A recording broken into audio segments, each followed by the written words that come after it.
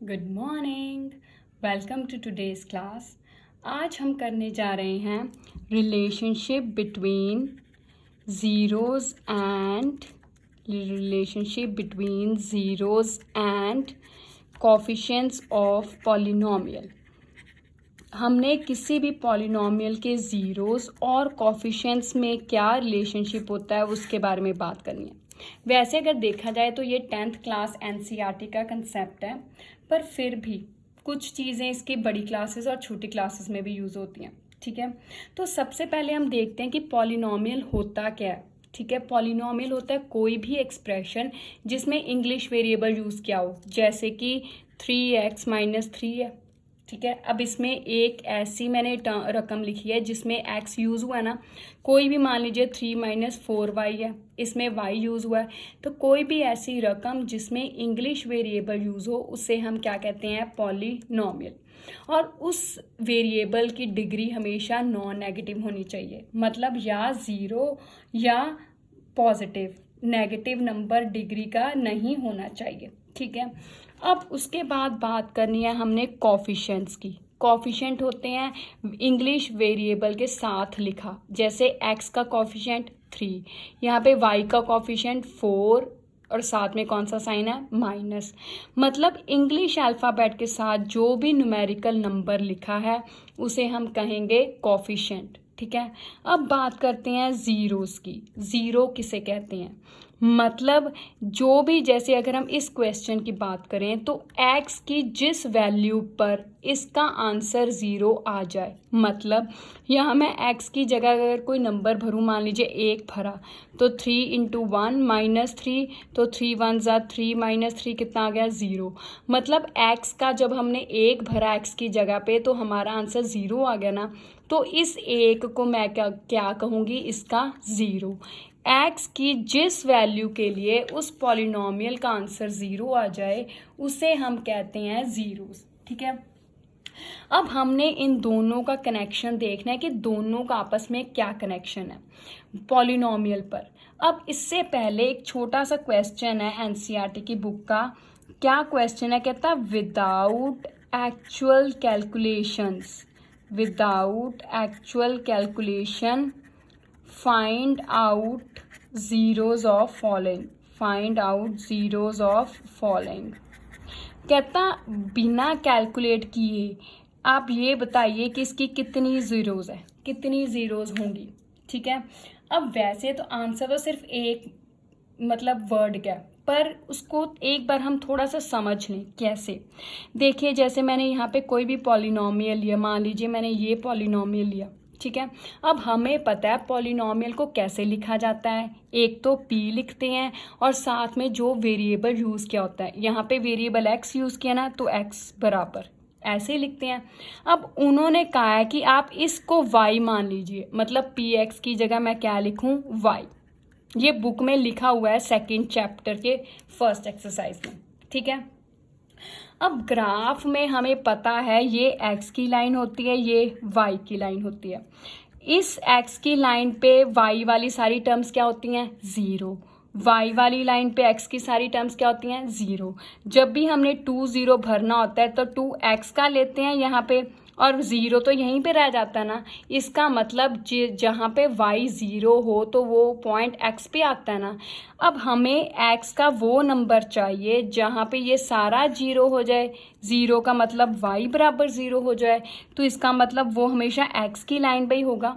तो इसका मतलब हमने क्या रिजल्ट निकाला कि हमने सिर्फ ये देखना है कि कोई भी डायग्राम x की लाइन को कितनी बार कट करती है या टच करती है। यहाँ पे कितनी बार उसने कट किया है, 2 पे, तो इसका आंसर कितनी ज़ीरोज़ हो गई, 2 ज़ीरोज़। ठीक है, अब एक और क्वेश्चन है, ये तो था पहला। दूसरा है, कहता है ये रहा, अब बताइए कि x की इस डायग्राम में कितनी ज़ीरोज़ है पॉलिनोमियल की। हमें कोई एक्सप्रेशन या पॉलिनोमियल तो नहीं दिया, सिर्फ ये डायग्राम दे के कह दिया कि बताइए कितनी ज़ीरोज़ है। तो अब ये जो डायग्राम है ये यहाँ x की लाइन को कितनी बार टच करती है, बिल्कुल भी नहीं, तो इसकी कितनी हो गई, 0। कोई भी 0 नहीं है। ठीक है, एक और क्वेश्चन है, उन्होंने दिया हमें इस तरह की, उन्होंने डायग्राम दी है। अब बताइए कि ये जो कर्व उन्होंने दी है ये इस एक्स की लाइन को कितनी बार टच करती है, 1 टाइम, तो इसकी ज़ीरो कितनी हो गई, 1। ठीक है, अब जो हमने मेन क्वेश्चन, ये तो एक सिर्फ 1 मार्क का क्वेश्चन नॉर्मली आता होता है एनसीईआरटी की बुक से। अब जो हमने मेन करना है ये रिलेशनशिप वाला, इसका क्वेश्चन कैसे आता है ये पहले हम देख ले, कैसे फॉर्म में आता है find the zeros of quadratic polynomial and verify the relationship between zeros and coefficients। ठीक है, अब हमने पॉलिनॉमियल का मतलब भी देख लिया, ज़ीरोस का भी मतलब देखा, कोफिशिएंट्स का भी मतलब देखा। क्वाड्रेटिक पॉलिनॉमियल कौन सा, जिस पॉलिनॉमियल की डिग्री 2 हो। जैसे मान लीजिए मेरे पास ये एक पॉलिनॉमियल है, ठीक है, अब इसमें x की हाईएस्ट पावर कितनी है, 2 है ना, तो हम क्या कहेंगे, इसकी डिग्री कितनी है, 2 डिग्री है, तो उसको हम क्वाड्रेटिक पॉलिनॉमियल बोलते हैं। 2 डिग्री वाले पॉलिनॉमियल को क्वाड्रेटिक पॉलिनॉमियल। अब हमें उन्होंने एक क्वेश्चन दिया है, क्वेश्चन तो एक्स कौन सी दी है, x² - 2x - 8। अब इस क्वेश्चन में हमने एक तो ज़ीरोस फाइंड आउट करने हैं, ये 2 डिग्री पॉलिनॉमियल है, इसका मतलब क्वाड्रेटिक पॉलिनॉमियल है। अब हमने इसकी एक तो ज़ीरोस फाइंड आउट करनी है, फिर कहता है ज़ीरोस और कोफिशिएंट्स के बीच में रिलेशनशिप को वेरीफाई कीजिए।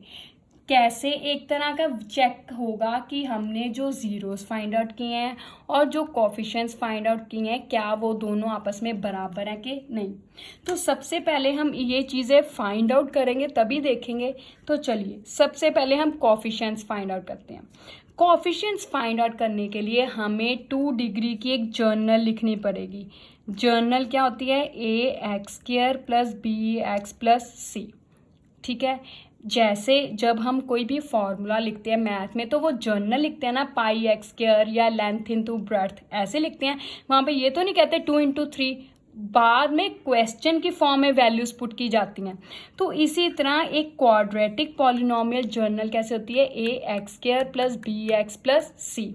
ठीक है, अब इसको क्वेश्चन के रूप में ये दिया हुआ है। अब हमने यहाँ पे a की वैल्यू निकालनी है, फिर b की वैल्यू निकालनी है, फिर c की वैल्यू। कैसे निकालेंगे, यहाँ पे x² के आगे a है, यहाँ पे x² के आगे कुछ नहीं लिखा तो मैं कितना लिखूंगी, 1। तो इसका मतलब a की वैल्यू कितनी हो गई, 1। अब यहाँ पे x का कोफिशिएंट b है, यहाँ पे x का कोफिशिएंट कितना है, -2 है, तो वो b की वैल्यू हो गई। यहाँ पे c लास्ट टर्म है, यहाँ पे कितना है लास्ट टर्म, -8, तो वो c की वैल्यू हो गई। ठीक है, इसको करने से पहले एक बात ध्यान रखनी है कि हमने जब भी ये लिखना है पॉलिनॉमियल, सबसे पहले बड़ी पावर, फिर छोटी पावर, फिर बिना x वाली लिखनी है। जैसे यहाँ पे पहले x की बड़ी पावर लगी है, फिर उससे छोटी लगी है, फिर बिना x वाली। अगर कोई क्वेश्चन में उलट पुलट आ जाता है तो हमने सबसे पहले सबसे बड़ी पावर, फिर उससे छोटी पावर, फिर बिना वेरिएबल वाली लिखनी है। ठीक है, क्योंकि हमने a b c की वैल्यूज़ निकालनी है, वो हमें निकालनी ईजी हो जाती हैं, नहीं तो कन्फ्यूजन हो जाती है। ठीक है, तो चलिए ये अब हो गया। अब हमने लिखना है सम ऑफ कोफिशिएंट्स। यहाँ पे हम कोफिशिएंट्स इटसेल्फ नहीं देखेंगे क्योंकि हमने क्या निकालना है, रिलेशनशिप वेरीफाई करना है ना, तो उसी के लिए हम रिलेशनशिप के लिए क्या निकालेंगे, जो कोफिशिएंट्स निकालने हैं इनका सम और इनका प्रोडक्ट। अब सम का फॉर्मूला क्या है, -b/a, वो क्या होता है, माइनस फॉर्मूले में है वैसे का वैसे। अब b की वैल्यू कितनी है, -2, तो ब्रैकेट में लिखूंगी क्योंकि 2 साइन आ गए, डिवाइडेड बाय a कितना है, 1, माइनस माइनस प्लस तो 2 आ गया, नीचे 1 लिखा जाए ना लिखो कोई फर्क नहीं पड़ता।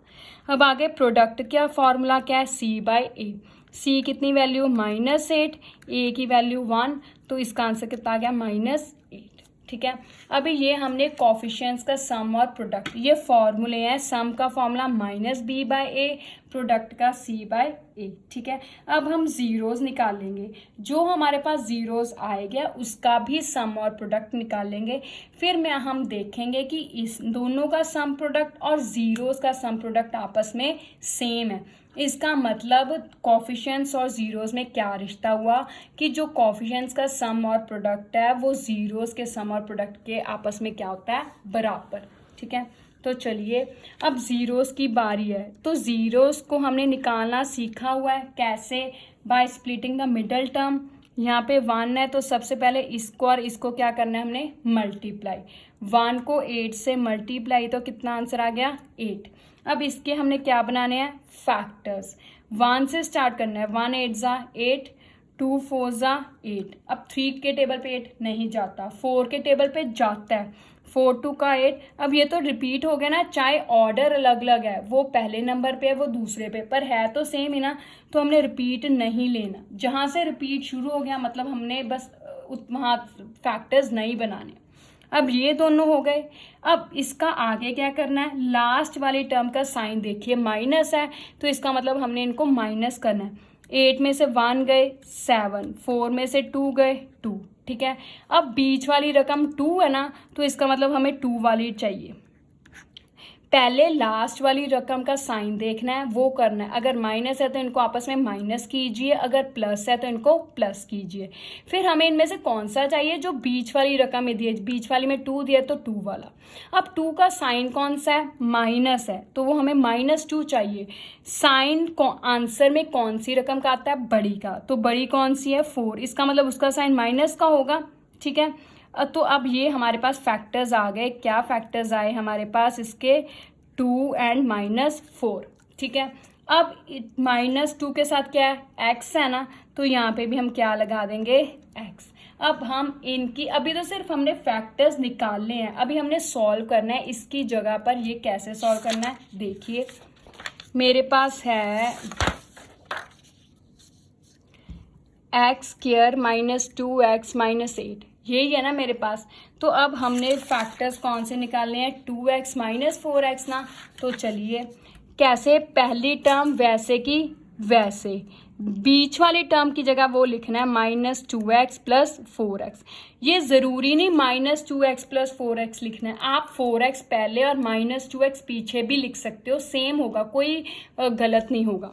और लास्ट वाली टर्म वैसे की वैसे। अब पहली 2 टर्म्स की हम 1 बनाएंगे ब्रैकेट, पिछली 2 टर्म्स की 1, और ये जो बीच वाला साइन है ना, इसको वैसे का वैसे। अब इन दोनों में पहली ब्रैकेट कैसे बननी है, पहली ब्रैकेट बनाने का मेन काम है, जो बन गए वही सेम पीछे लिख देना। देखिए पहली 2 ब्रैकेट में हमने जो इंग्लिश का अल्फ़ाबेट कॉमन निकलता है वो भी निकालना है, जो नंबर में कॉमन निकलता है वो भी निकालना है। पहले यहाँ पे x की 2 है, यहाँ पे x की 1 है, तो कॉमन x की 1 हुई ना, वो निकाल दी। अब यहाँ पे x की 1 और 2 कॉमन कुछ नहीं निकला, 1 नहीं हुआ, तो वो तो लिखने की ज़रूरत ही नहीं है। अब बचा खुचा सामान हम यहाँ लिखेंगे। यहाँ पे x की 2 थी, बाहर x की 1 निकाल ली, तो कितनी बच गई, x की 1 माइनस वैसे का वैसे ही, ये x बाहर निकाल दे, कितना बचा, 2। अब यही ब्रैकेट सेम पीछे लिख देनी है। ठीक है, अब यहाँ पे क्या लिखना है, ये इस लास्ट नंबर को इससे डिवाइड कीजिए। 8 को 2 से हमने डिवाइड किया, कितना आ गया, 4, तो वो बाहर लिखते हैं। अब ये ब्रैकेट को एक बार लिखना है, और दूसरी ब्रैकेट में ये जो बिना ब्रैकेट के टर्म्स है इसको लिख देंगे। लिखा गया। अब इन दोनों को 0 के बराबर करना, ये लीजिए, एक बार इसको 0 के बराबर लिख देना, एक बार इसको। अब यहाँ से x की वैल्यू निकाली तो कितना आ गया, 2। जब ये 2 दूसरी तरफ गया तो उसको साइन बदल दिया। अब यहाँ पे 4 को दूसरी तरफ लेकर गए तो उसका साइन बदल गया, -4। तो ये अब हमारे पास क्या आ गए, ज़ीरोज़। अब हम इसको सम करेंगे, सम ऑफ ज़ीरोज़, सम, और फिर इसका भी निकालेंगे प्रोडक्ट। ठीक है, अब सम का मतलब क्या होता है, सेम टू सेम लिख देना, जो साइन है वैसे के वैसे। तो अब इन दोनों के, जब हमने 2 और -4 को वैसे का वैसे लिख दिया, पर इनके साइन तो अलग अलग है ना, तो क्या करूँगी, माइनस। तो 4 में से 2 निकाले, 2, साइन कौन सी टर्म का, बड़ी का। अब प्रोडक्ट 2 × -4, 2 को 4 से मल्टीप्लाई किया, 8 प्लस माइनस माइनस, इसका साइन प्लस माइनस माइनस। अब आप कहोगे कि यहाँ पे पता ही नहीं चल रहा, कभी सम कर रहे हैं कभी माइनस। देखिए 2 कंसेप्ट हमारे पास, एक सम ऐड, एक सब्ट्रैक्शन माइनस। ठीक है, ऐड का मतलब होता है कि जो साइन दिए हुए हैं वैसे के वैसे लिख देना। ठीक है। जैसे मान लीजिए मेरे पास है 3 - 5 6 है, ठीक है। अब इसका प्लस का साइन, इसका माइनस, इसका प्लस, ऐड करना है तो वैसे का वैसे ही लिख देना, ठीक है। अगर सब्ट्रैक्ट करना है, जैसे आपको कहा है कि सब्ट्रैक्ट 3 फ्रॉम 6, मतलब 3 को 6 में से माइनस कीजिए, तो जिस में से करना है 6 को पहले लिखना है, इसका जिसको करना है उसका निशान बदलना है। ये 3 का प्लस है तो माइनस लगा के कितना आ गया, ठीक है। सब्ट्रैक्ट में हम साइन बदलते हैं, ऐड या सम में वैसे का वैसे ही। जब आपने वैसे के वैसे साइन रख दिए तो साइन वैसे के वैसे साइन हमने लिख दिए, पर देखने में तो साइन अलग अलग है, इसीलिए माइनस करना पड़ा। तो अच्छा, अब आप ये देखिए कि सम ऑफ जीरोस का -2 आया, तो इधर भी हमारे सम कितना आता है, ये सॉरी हमारे पास क्या हो गया, हमने कुछ गलत कर दिया लगता है मुझे, x - 2 x + 4, यहाँ पे हमारे पास कितना आया था, -2 और +4। तो अब हमारे पास क्या आ रहा है, हमारे पास 2x प्लस का था, 4 माइनस का था, यहाँ पे हमने गलती कर दी। हमारे पास देखिए 2x प्लस क्या है, 4 माइनस क्या है ना, हमने यहाँ पे गलत कर दिया। ये लीजिए, ये हो गया हमारा ठीक, यहाँ पे ये हो गया। अब यहाँ पे आ गया -2, यहाँ पे माइनस था तो प्लस आ गया, तो यहाँ पे माइनस और प्लस कितना हो गया 2। तो देखा आपने, अभी एकदम से मेरी गलती पकड़ी भी गई, मैंने गलत कर दिया था, तो देखा हमने यही रिलेशनशिप है कि कोफिशिएंट्स का सम 2 आ रहा है, मेरा यहाँ पे -2 आ रहा था, इसका मतलब मैंने कुछ गलती की है, तो पकड़ी गई ना। तो इसी वक्त मैंने चेक किया कि क्या गलती किया हमने, प्लस माइनस की गलती कर दी थी, तो इसका मतलब ये सम और इसका सम बराबर आना चाहिए। उसी तरह प्रोडक्ट और इसका प्रोडक्ट क्या आना चाहिए, बराबर। -2 × 4 -8। क्या गलती की थी, हमारे पास यहाँ पे 2 का साइन +4 का माइनस का था, ठीक है।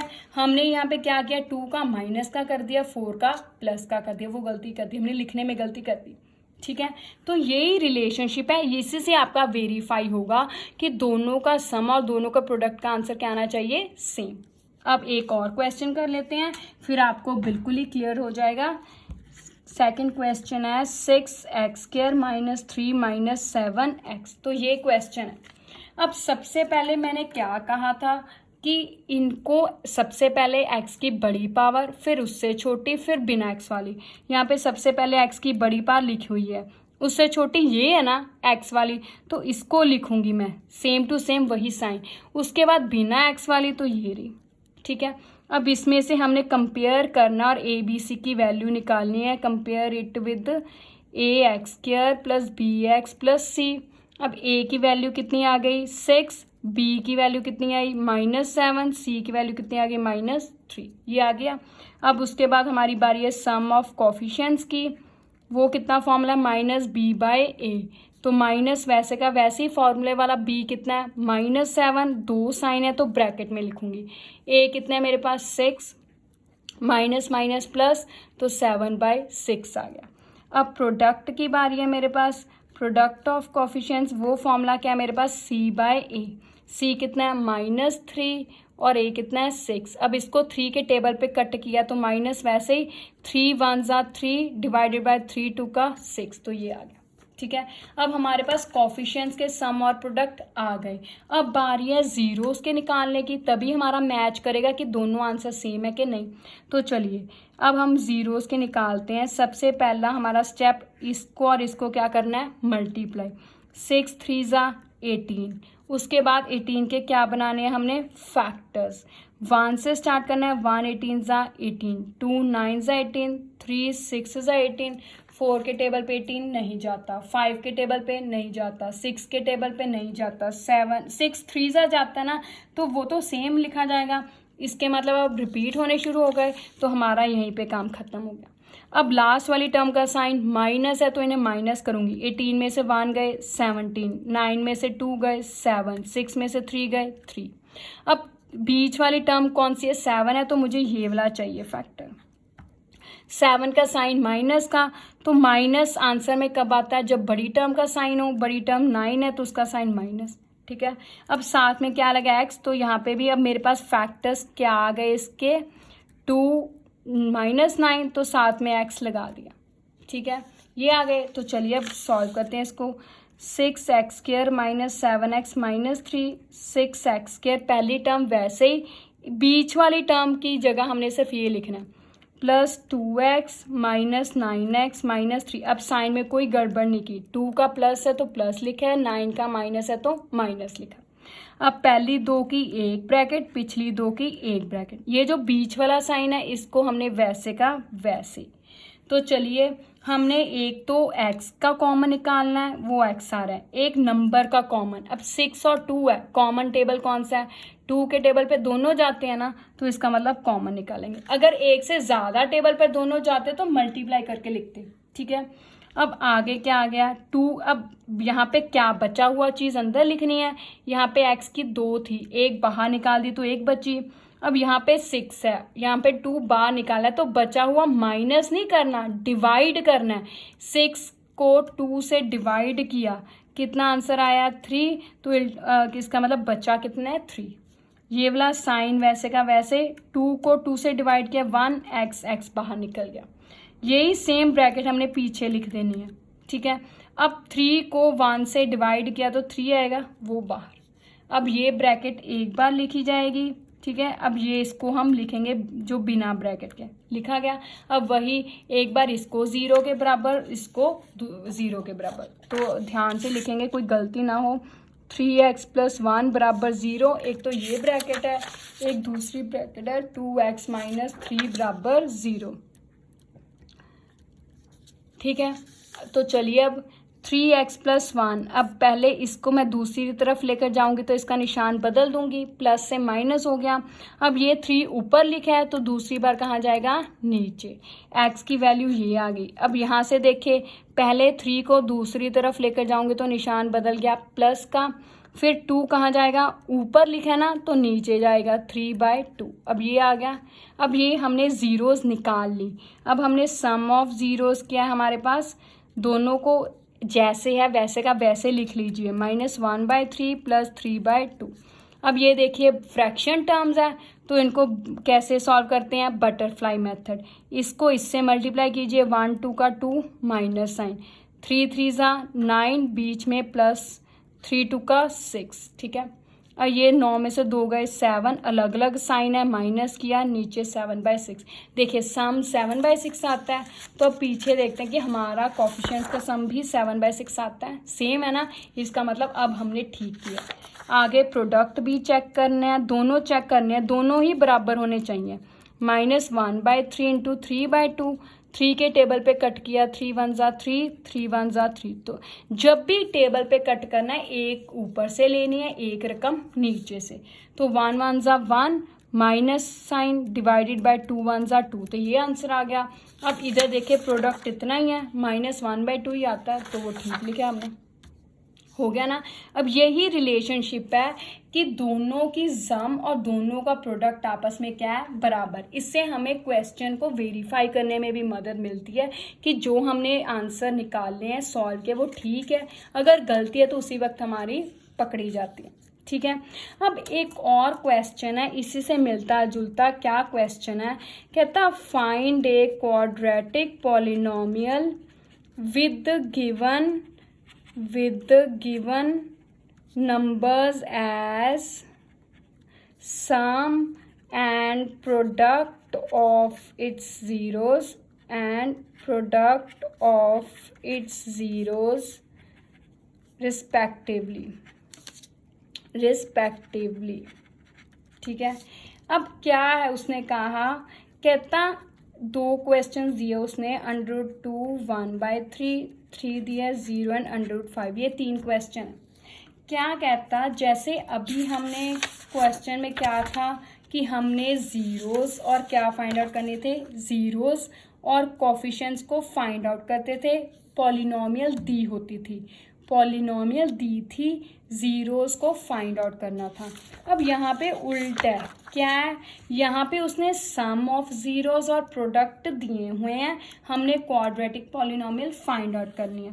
तो ये 2 मार्क्स का बहुत इजी क्वेश्चन है। क्या है, क्वाड्रेटिक पॉलिनोमियल क्या होती है, उसका एक फॉर्मूला है x² - sum of zeros into x plus product of zeroes plus product of zeros.